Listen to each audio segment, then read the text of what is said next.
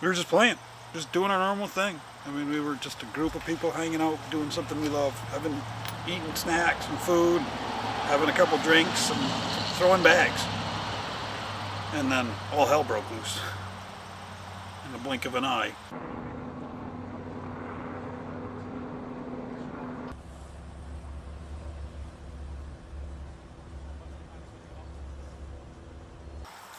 My whole arm was gone.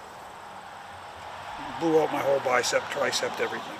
So I was in this, holding it, like basically putting pressure on it and plugging up the arteries that were bleeding.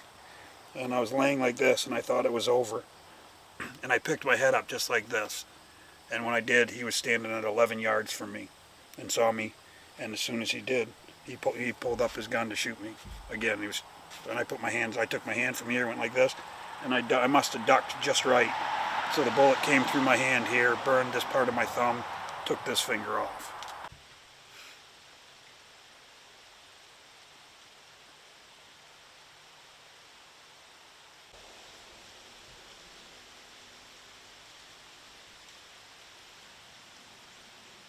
We got engaged.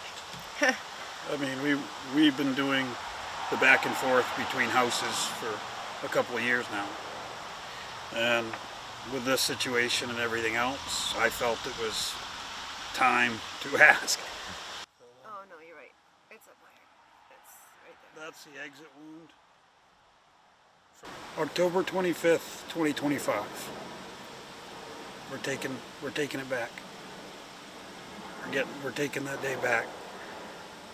So we've decided, and as his son put it, it's the day Ben survived. I survived the worst day of our lives, but we're going to make it also, we're going to turn it into the best day of our lives, so that we can always have it be a good reminder for us, something that we don't dread every year, and that doesn't break our hearts every year, because that'll be like, oh, that was our wedding day. That's the day that we took back and we made it ours.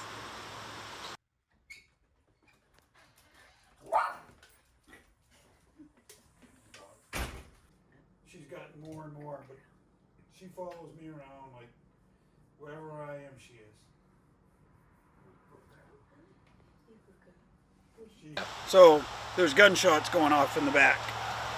Sounds like either someone sighting in a rifle or turkey hunting or who knows. But I've got 1,000 acres out back of woods. I don't own it, but it's out there, so people use it. And it's not close enough to me to affect me, because I can tell with yes, it's carrying the sound, but it's not like somebody's doing it right here next to me. 207-240-007. I have a hard time not stepping in, and I've learned it though. I'm learning to do that, to let him kind of try to figure it out. But I also, your car can be a lethal weapon if you want it to be. If you drove it into a parade and mowed people down. So my take on guns is no different. I still own them and I still buy them. I'm tall enough that if you stand there, it looks like I've actually got moose antlers.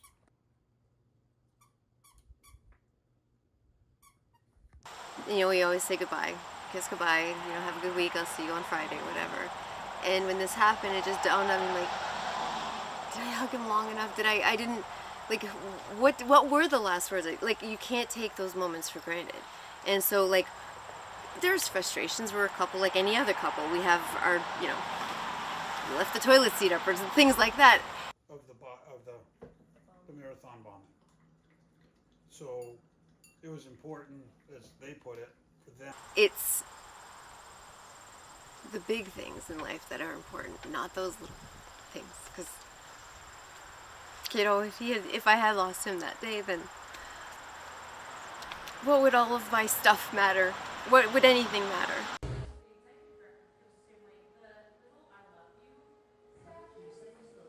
This was made by one of the other survivors and his wife. And all it is a Schemengees Bar for the rest of us, the survivors. We have all sorts of things, like we went to the... I mean, I look down every day. I wake up every day looking to missing a finger. I wake up to my arm not working right. I go to get in the shower and I see all the scars and everything else. I still live that day, but I'm alive. Same.